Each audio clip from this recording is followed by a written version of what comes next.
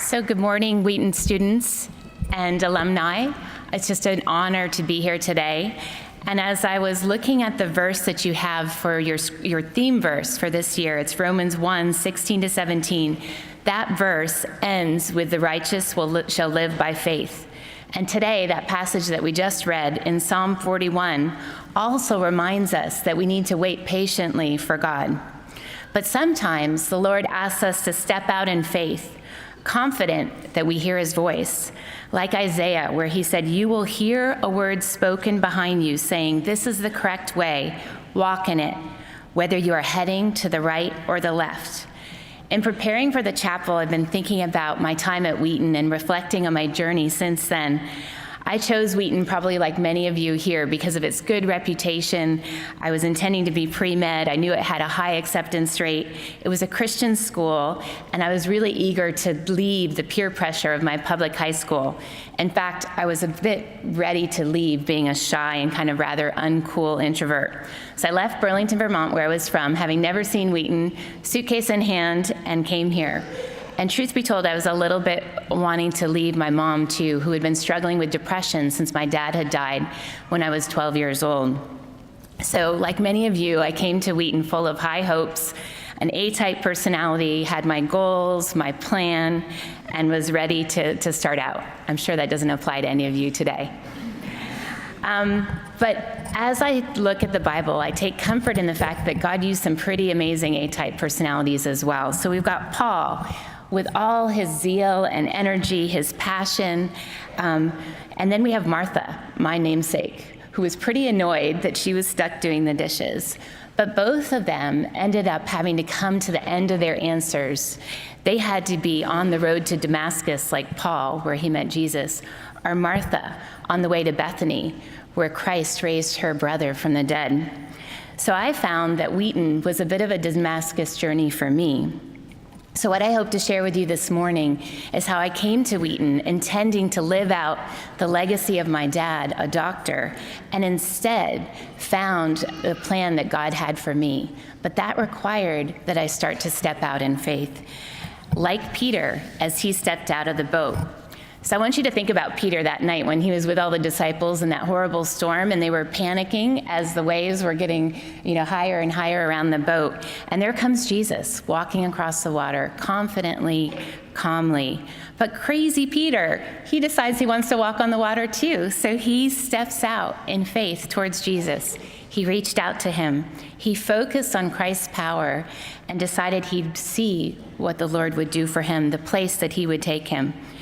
So deciding to risk that step was risky. And so for us, I want us to think about stepping out of our boats this morning. And I want to share some of my boat experiences as I did that throughout my life. So the first one, I'm going to call from being a pre-med student to rats in Cameroon to a lifelong call. So as I mentioned before, I wanted to be a missionary doctor and live out sort of the legacy of my father's work as a doctor. So I hit my sophomore year, was playing field hockey, was involved in a ministry in downtown Chicago, working at the Stoop, and then had organic. Didn't realize how hard it was going to be. Yeah, some of you have been there, right? Well, one of my best friends, she gave me a sleeping chart because I really wasn't sleeping enough, but that didn't help. In fact, it made me a little bit more anxious. Thinking back, I actually wonder how close I was to having a nervous breakdown. I thought I was going to lose it, that I was losing my mind. And in the end, I decided to give it up. And in doing so, I felt like my whole world had ended, that I really didn't have any plan going forward. And the very next day, I ran into two students who told me about human needs and global resources. I think I'd been too busy with my organic to even know what that was. And they told me that they were going to Cameroon to do a public health internship. So I signed up the very next day, and a year later, headed out to Cameroon, where I lived in 3 small villages for 6 months, had crazy encounters with rats, and had to cross these little tie-tie bridges that I was afraid of heights and never thought I could get across. But God used Cameroon to be a place of healing for me Because you see, as a person who had all that control, I had started using food as a way to stuff my feelings. In fact, it was a way to escape the pain of my dad's death and dealing with my mom. So in Cameroon, God used that time to break my addiction to food and to give me a love for public health, because I realized I could help whole populations of people to be healthy and well. The second vote that I want to share with you is when I said no to going to Senegal and thought that I was going to be single for life. Again, that might sound like some of you. I want to speak especially to the seniors that there's hope for you. You really don't need to have a ring by spring. Good. And I didn't. So in fact, I met Marcel, my husband now, after I finished getting my master's in public health at Johns Hopkins, and I just returned from a 6-month internship in Mali that led to some other rat encounters. But at the end of that internship, World Vision sent me to Senegal, a very remote place, and it seemed like the right job. I went up there, though, and found that it was a little bit of a mess and felt like, can I really do this? I went running and prayed as I was running, saying, Lord, what do you want me to do? And he gave me that scripture verse about how he sent out the disciples 2 by 2. And I thought, I don't have to do it. This is a moment of waiting for God. So I went back and said I wasn't going to do it, disappointed World Vision, and went back to Washington, D.C. without a plan. When I got back to D.C., I thought, well, since I'm going to be a spinster, I might as well have some friends, some guy friends in my life. So I made a list, still a little bit of that A-type personality. And I made a list of guys that I wanted to be friends with and put Marcel on the list. So it worked. Take note. So Marcel was half African American and half Korean, but it didn't matter because we were just friends. But in deciding to marry him, it really was another stepping out of the boat experience for me. I had to leave my rather white world and confront some pretty horrible racism in me, as well as start to see the world through his eyes and the racism that he experienced on a day-to-day basis. But in having the courage to wait on Senegal and marry Marcel, I experienced a gift. The last 25 years has been amazing, and it's helped me to see how we as Christians need to let go of our racial identity and accept being part of the tribe of Christ, where there is no racial identity. So my third out of the boat moment, I'm going to say, is you're going where now? And this really was an experience of what led to us going to Mozambique. Marcel had just finished his master's in economic development at Eastern College. We bought a house in Capitol Hill, sight unseen, a little bit of a theme of my life. And we welcomed our first daughter, Anya, into our lives, and life was good. We really didn't expect any change and had no idea what God had in store next. But right then, right when I was still on maternity leave, I got an email from a colleague at World Vision who said, they're looking for a health director in Mozambique. I think you should apply. I thought, this is crazy. So I thought it was a joke, actually. Read it to Marcel, and behind me, he said, let's go. I was, what? Now? But after some prayer and encouragement from our Christian community, we packed up, shocking everybody, left our new house, hadn't even lived there for a year, and headed off to Mozambique with Anya as a 7-month-old.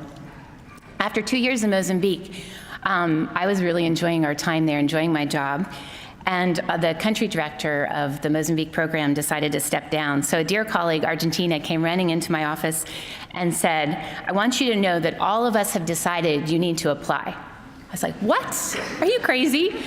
And apparently they had taken a little poll amongst the staff and decided that I should apply for the job. Well, I had no idea that that was something that I should even consider. But again, after praying and consulting with our Bible study friends, I decided to put out a fleece of sorts and submit my application.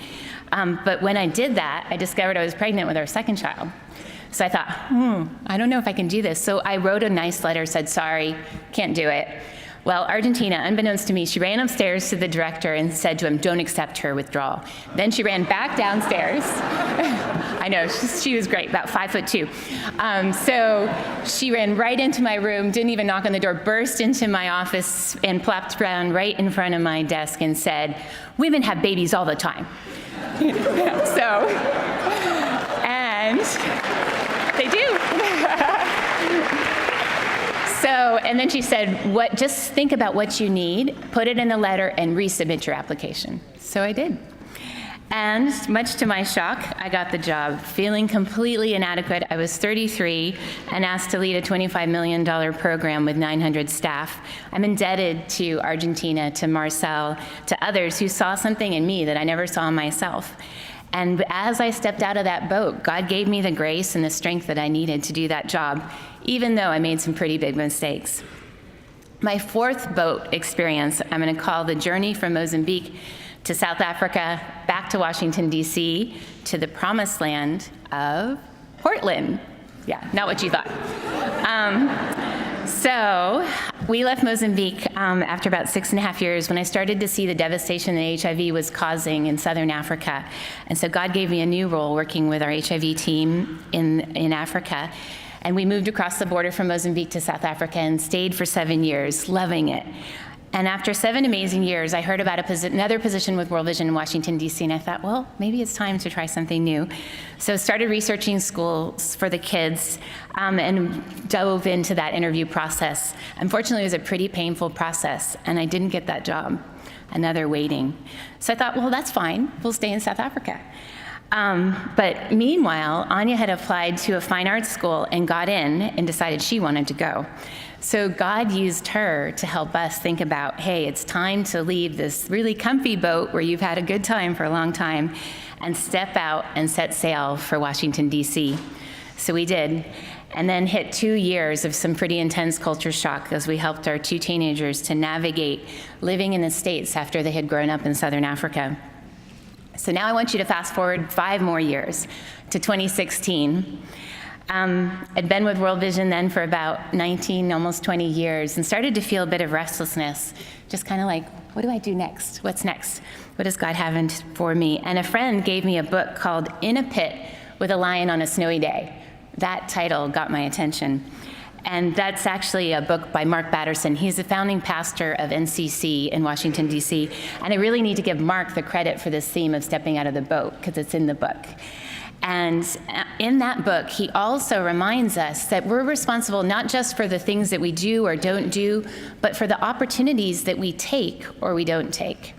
So that was really a preparation for me, because just about that time I got a letter from a wonderful recruiter named Wheaton, who wrote to me about medical teams saying that they were searching for a president and CEO.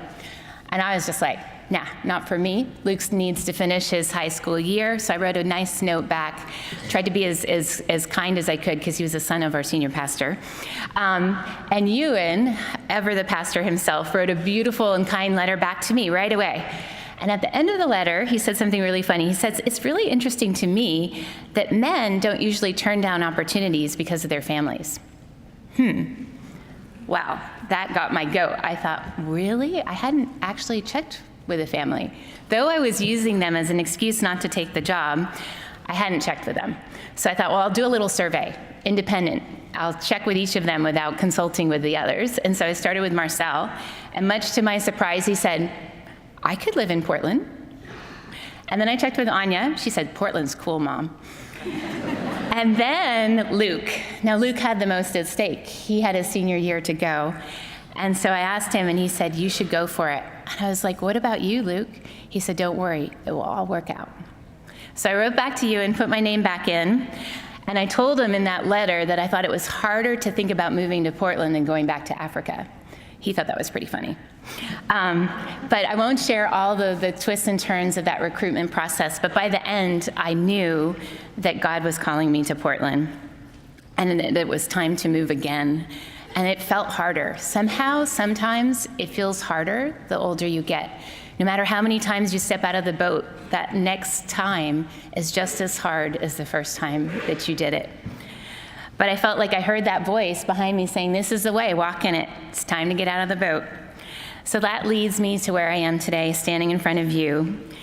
And I hope that you've seen a pattern that each time that I stepped out of the boat, I experienced an adventure I didn't expect, and a sense of healing, profound growth, freedom, and joy, along with a lot of pain as well. So my fellow Wheaties, all of you in front of me, full of promise and hope and plans, What does God have for you? What are the uncharted waters that you face today?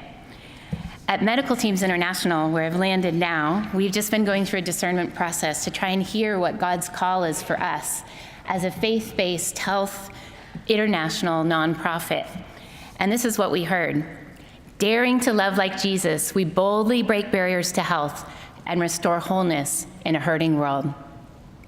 For us at Medical Teams, this means committing ourselves to working in some of the hardest places, reaching out to the most vulnerable and people that have been affected by disasters, by conflict in countries that are really fragile.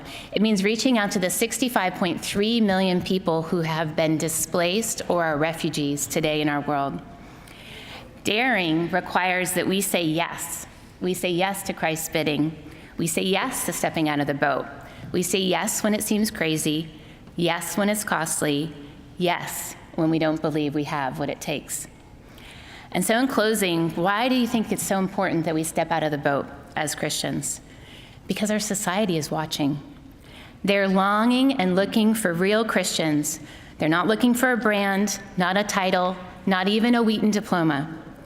They're looking for Christians who act like Christ, who represent his name, not our race, not our denomination, not a political party, not a theological persuasion, but real, honest love. And sometimes that means charting a course of love, even in the midst of pain. And I know, in light of the recent news, that the Wheaton community has experienced some recent pain. So it's time for us, it's an opportunity for us to respond in love, to seek healing, restoration, and reconciliation for all involved. So let's remember that it's costly to bear Christ's name, to step out in faith, willing to understand where you come from, but not willing to let it hold you back from the new place that God is taking you now. We mustn't retreat. We can't go back home. We have to go forward to the new home, to our new role in the kingdom of God. And remember that it's really not about us at all. It's about Jesus. It's about his name, his call, his glory, and his credit for it all. So I hope you'll dare to love like Jesus, that you'll be willing to step out of the boat, and I'm absolutely positive that you won't regret it. Thanks.